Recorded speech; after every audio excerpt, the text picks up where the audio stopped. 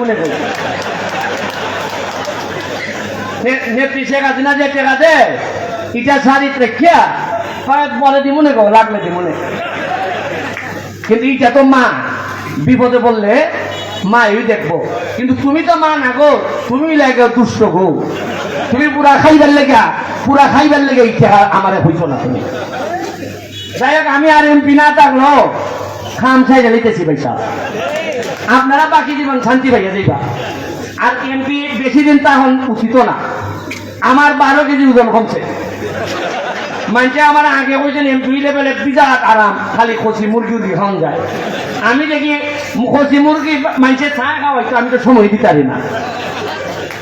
এরপরেও নয় শাড়ি আইসে এই বাড়ি তো প্রধানমন্ত্রী শাড়ি পাঠাইছেন, আগে জীবনে উনছেন কোন ঈদ শাড়ি কেউ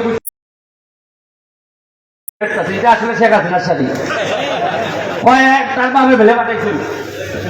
এইবার আমি পাইলাম 700 শাড়ি আর পাইছি কিছু লঙ্গি। আমি ফেসবুকে লেখা দিছি 700 শাড়ি উড়ি পাইছি। এখন দেখা যায় মানুষ বাইকা দিয়ে 30 বছরে জানলাম না শাড়ি যায়।